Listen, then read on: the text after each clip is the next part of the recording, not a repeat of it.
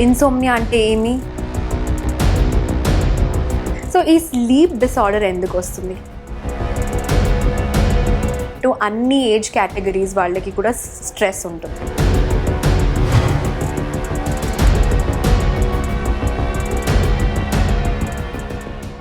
అందరికీ నమస్కారం. నేను రమోనా, కౌన్సిలింగ్ సైకాలజిస్ట్. ఈరోజు మనం మాట్లాడుకునే టాపిక్ వచ్చి ఇన్సోమ్నియా అంటే ఒక స్లీపింగ్ డిసార్డర్.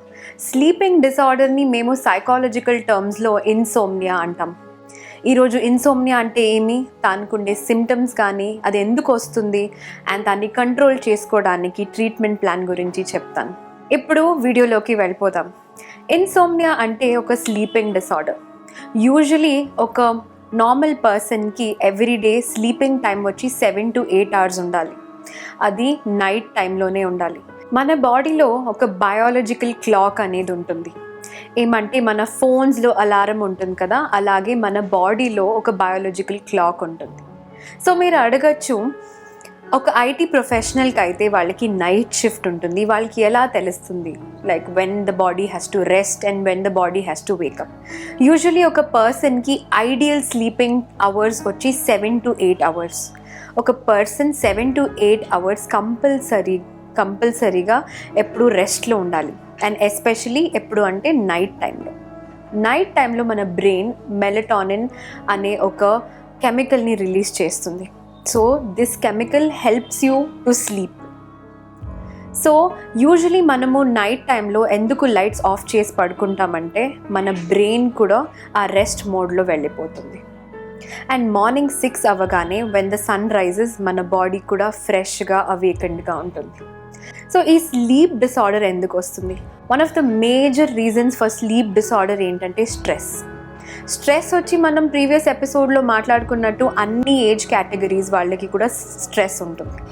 సో ఈ స్లీప్ డిసార్డర్లో one of the major sleep disorder is insomnia, అంటే నిద్ర లేకపోవడం.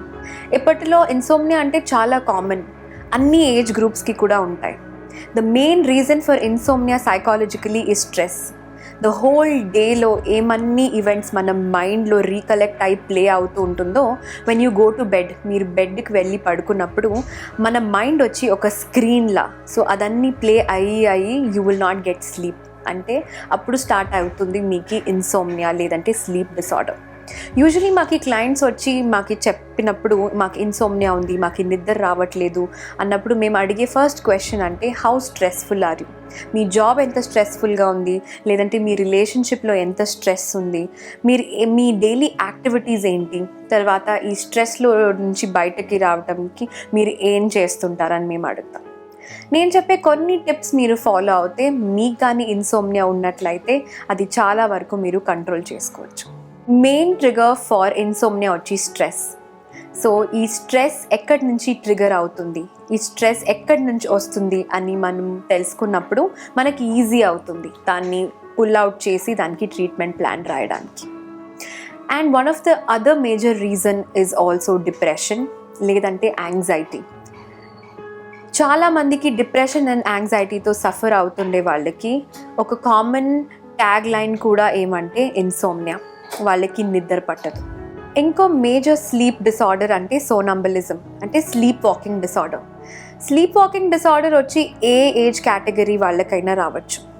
ఈ డిసార్డర్లో యూజువల్గా ఏమవుతుందంటే ఒక పర్సన్ వాళ్ళు పడుకోవడానికి వెళ్ళినప్పుడు వాళ్ళు నార్మల్గా యూజువల్ టైంలో పడుకుంటారు, కానీ at one point of time వాళ్ళు నైట్లో లేచి they start walking around the house. దాని తర్వాత they will come back and they will sleep. So వాళ్ళని మార్నింగ్ మీరు క్వశ్చన్ అడిగినప్పుడు వాళ్ళకి గుర్తుండదు.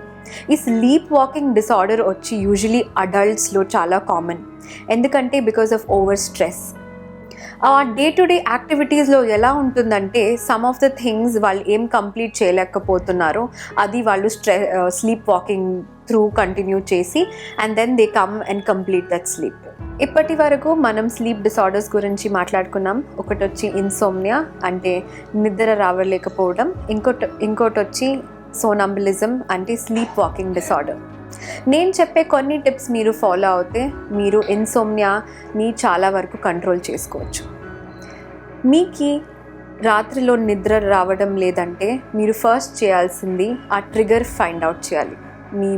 మీరు మీ థెరపిస్ట్తో కూర్చుని మీకు ఏం ట్రిగర్స్ ఉంది, ఎలాంటి స్ట్రెస్ లెవెల్లో ఉన్నారు, యాంగ్జైటీ ఏ లెవెల్లో ఉంది, డిప్రెషన్ ఏ లెవెల్లో ఉంది అని మీరు ఫైండ్ అవుట్ చేసినప్పుడు వాళ్ళు ఒక ట్రీట్మెంట్ ప్లాన్ ఇచ్చి మీరు దాన్ని ఫాలో అయినప్పుడు ఆటోమేటిక్గా మీ స్లీప్ సైకిల్స్ అనేది నార్మల్ అయిపోతుంటుంది. అదే మీ ఇన్సోమ్నియా వచ్చి ఒక కంట్రోలబుల్ లెవెల్లో ఉందంటే నైట్ మీరు పడుకునే ముందు మీ స్క్రీన్ టైం తగ్గించుకోవాలి. అంటే బిఫోర్ యూ స్లీప్ ఒక 1 hour ముందు మీ ఫోన్ కానీ ల్యాప్టాప్ కానీ మీరు చూడకూడదు. అండ్ మీరు పడుకునే ముందు ఆల్వేస్ మేక్ ష్యూర్ మీరు స్నానం చేసుకొని క్లీన్ అండ్ లూజ్ క్లోత్స్ వేసుకొని మీరు పడుకోవాలి. And also yoga and meditation కూడా చాలా వరకు చాలా క్లయింట్స్కి హెల్ప్ అయింది ఇన్సోమ్నియాకి. మీరు అడగచ్చు ఈ స్లీపింగ్ టాబ్లెట్స్ అంతా ఎందుకు ఇస్తారని. స్లీపింగ్ టాబ్లెట్స్ వచ్చి సివియర్ లెవెల్ ఆఫ్ ఇన్సోమ్నియా కానీ సోనంబులిజం ఇలాంటి కేసెస్లో మాత్రం ఒక సైకియాట్రిస్ట్ రెఫర్ చేస్తే మాత్రం మీరు ఆ స్లీపింగ్ టాబ్లెట్స్ తీసుకోవచ్చు. సెల్ఫ్ మెడికేషన్ చాలామంది చేస్తూ ఉంటారు. ఏంటంటే మాకు నిద్ర రావట్లేదు, సో మెడికల్ స్టోర్కి వెళ్ళి వాళ్ళు స్లీపింగ్ టాబ్లెట్ తీసుకుంటారు. సో మేము యాజ్ అ థెరపిస్ట్ ఏం చెప్తామంటే అలాంటి అలవాట్లన్నీ మీరు చేయకూడదు అని. ఇప్పటి వరకు మనం స్లీప్ డిసార్డర్స్ గురించి మాట్లాడుకున్నాం, దానికి ఉండే ట్రీట్మెంట్ కానీ సిమ్టమ్స్ కానీ మాట్లాడుకున్నాం. మీకైతే ఇన్సోమ్నియా లేదంటే సోనంబులిజం ఉంది అని మీకు తెలిస్తే please go meet your therapist, psychologist కావచ్చు, సైకియాట్రిస్ట్ కావచ్చు. మీరే డోంట్ డూ సెల్ఫ్ మెడికేషన్.